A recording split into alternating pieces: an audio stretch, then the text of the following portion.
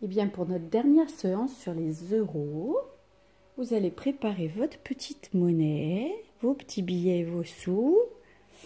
Et je vais vous proposer d'acheter cette piscine pour préparer vos vacances.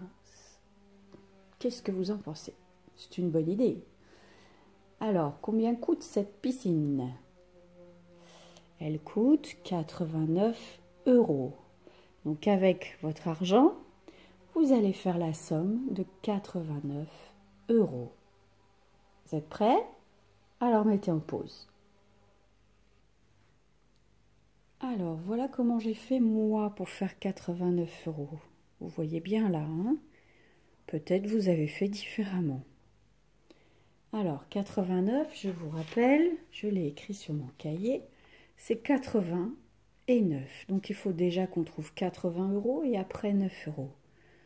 Donc ici, j'ai 50 plus 20. 50 plus 20, c'est comme si je faisais 5 plus 2. Vous vous souvenez? 5 plus 2, ça fait 7. Et 7 plus 1, ça fait 8. Donc ici, j'ai bien mes 80 euros. Et maintenant, je passe à mes 9 euros. 5 euros plus 2, 7 plus 2, 9. Et donc, j'ai bien 89 euros. Peut-être il y en a qui ont fait différemment, mais c'était une façon de faire. Alors, on va ranger la piscine et les sous. Eh bien, pour jouer dans ma piscine, voilà ce que j'ai choisi. J'ai choisi des grosses bouées énormes à 25 euros. Je vais en acheter une. J'ai choisi des frites gonflables en forme de licorne à 5 euros.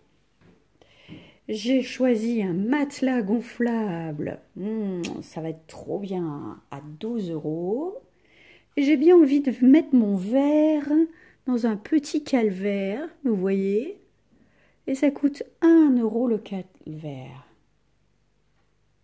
Alors, ces 4 articles, si je les achète, combien ça va me coûter? Ça, c'est ce qu'il va falloir que je sache. Combien ça va me coûter? Alors, vous allez prendre votre cahier de brouillon ou votre ardoise et vous allez chercher combien ça va coûter. Est-ce que vous avez une idée de ce qu'on doit faire comme opération? Mais oui. On a un article à 25, un autre à 5, un autre à 12 et un autre à 1. À votre avis, qu'est-ce qu'on doit faire comme opération? Eh oui, on doit faire une addition. Qu'est-ce qu'on va additionner? On va additionner 25 euros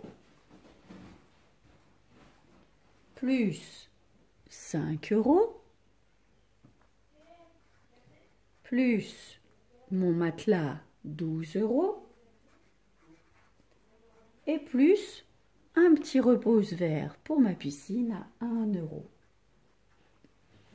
Vous savez faire cette addition? Oui, on va la poser en colonne, ça sera plus facile. 25 plus 5. Vous pouvez mettre en pause avant moi. Hein, plus 12 et plus 1 égale. Facile. 5 plus 5, ça fait 10. 10 plus 2, 12. 12 plus 1, 13. Maintenant, je sais. Hein, directement, ma dizaine, je la mets en haut. 1 plus 2, 3. 3 plus 1, 4. Très bien. Donc, si j'achète tout ça d'un coup, ça va me coûter 43 euros. J'espère que vous avez trouvé la même chose. Et bien maintenant, vous allez mettre en pause pour pouvoir faire 43 euros avec vos sous. C'est parti, pause. Voilà. Moi, j'ai mis ça comme sous. Est-ce que vous êtes d'accord avec moi? 20 plus 20, ben oui, ça fait 40. 40 plus 2, 42. Plus 1, 43. Peut-être aviez-vous trouvé autre chose. Ce qui compte, c'est d'avoir le 43. Je pense qu'on va bien s'amuser pendant nos vacances. Alors, vous rangez les petits sous. Je vais vous proposer d'acheter autre chose. Alors, il va falloir qu'on prévoie des jeux pour le jardin.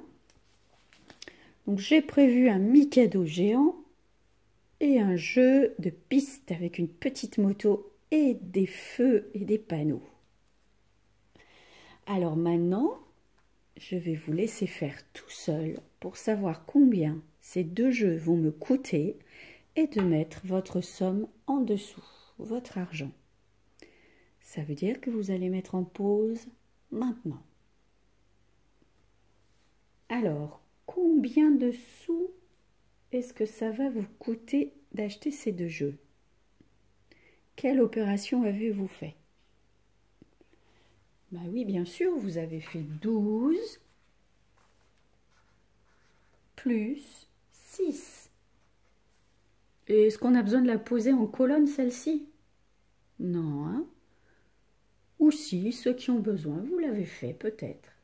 Donc on a bien 18 euros. 18 euros.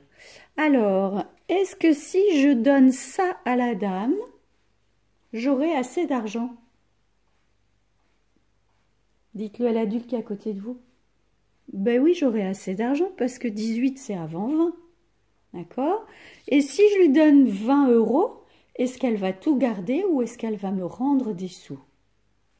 Ben bien sûr, elle va me rendre des sous. Et combien de sous elle va me donner? Combien de sous elle va me rendre? La monnaie?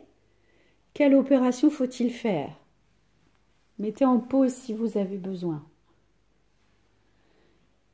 Bien oui, pour avoir la différence entre ce que je lui donne et ce que ça coûte, il faut faire une soustraction. Donc il faut bien faire 20 euros moins 18 euros. Alors comme je ne l'ai pas encore appris et que je la garde pour le CE1, cette opération, je vais utiliser mes petites bandes, je vous rappelle. Alors, 20 euros, ça c'est 10 et ça c'est 20. Vous êtes d'accord? Ok. Et 18 euros, c'est 10 et mes petites unités. On y va. 1, 2, 3, 4, 5, 6, 7 et 8. Voilà.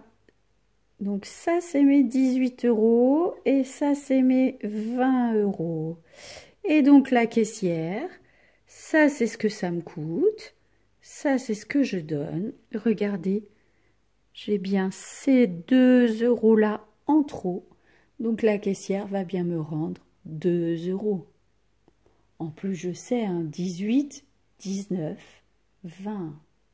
Donc j'ai bien 2 euros. Bravo, si vous aviez trouvé. Ensuite, je pense qu'on va pouvoir ranger nos petits sous et je pense qu'on va bien s'amuser pendant les vacances autour de cette piscine. Vous êtes d'accord avec moi? Et oui, vivement les vacances. Alors, vous allez prendre votre fichier de mathématiques couleur à la page 106 et vous allez pouvoir décrire à l'adulte qui est à côté de vous ce que vous voyez. Et ce que dit Maëlle, c'est exactement ce qu'on vient de faire. Vous le lisez? Mettez en pause. Je peux faire la même somme d'argent en utilisant différentes combinaisons de pièces et de billets. C'est-à-dire que on peut faire 10 euros comme ça, ou on peut faire 10 euros comme ceci, ou on peut faire 10 euros comme ceci. Vous êtes d'accord? À chaque fois, j'ai 10 euros, mais c'est fait de façon différente. Qu'est-ce qu'il dit, Idriss, lui? Idriss dit que la somme d'argent, donc la somme, dépend de la valeur des pièces et des billets, et non de leur nombre. Par exemple, si j'ai 10 € en pièces, c'est la même chose que 10 € en billets. Ça a la même valeur. C'est pas parce que j'ai plus de pièces que je suis plus riche qu'avec un billet de 10 €. On est d'accord? Ce qui compte, c'est vraiment la valeur. Et grâce à toutes les additions et les soustractions qu'on a appris à faire tout au long de l'année, maintenant, on est capable d'aller acheter le pain à la boulangerie, avec papa et maman à côté, mais c'est peut-être vous qui pouvez payer maintenant. Ça serait une drôle d'idée, ça. Alors, vous allez prendre maintenant votre fichier noir et blanc à la page 122. Et vous allez tous faire la page 122. La page 123, elle sera pour ceux qui ont envie de le faire. D'accord? Alors voilà, Adèle souhaite offrir des livres à ses parents. Elle veut dépenser 60 €. Combien de livres de chaque sorte elle peut acheter? Ça veut dire que, regardez, on vous montre qu'elle peut acheter un livre à 20 € et 0 livre. Elle peut acheter 3 livres à 20 € et 0 livre à 5 €. Alors, est-ce que ça fait 60 €? 2, 4, 6. Eh bien oui, elle a 3 livres à 20 € et 0 livre à 50 €. À 5 €, pardon. Donc, trouvez d'autres façons de faire 60 € en utilisant des 20 € ou des 5 €. Ensuite, vous allez trouver 3 façons différentes et on vous demande quelle solution permet d'acheter le plus grand nombre de livres. Est-ce que c'est la solution 1, la solution 2, la solution 3, la solution 4? Ici, elle n'a que 3 livres. Hein. D'accord? Peut-être dans les autres solutions, elle aura plus de livres. Et ici, on vous demande quelle solution permet d'acheter le plus petit nombre de livres, là où elle aura moins de livres dans ses mains. Vous faites au moins cette page-là. Ceux qui ont envie, ils font la page d'en face. C'est le même principe, sauf qu'ici, on vous propose des livres à 50 €, à 20 € ou à 10 €. C'est la même chose. D'accord? Donc, on met tous en pause et je vous fais la correction pour après. Voilà, je vous ai fait la correction. Donc, vous pouvez mettre en pause pour regarder bien la correction. Et surtout, n'hésitez pas à vous amuser avec vos billets, à jouer à la marchande pour acheter et rendre la monnaie autant de fois que vous voulez, maintenant que vous savez faire. Alors, amusez-vous bien et à la prochaine leçon de mathématiques.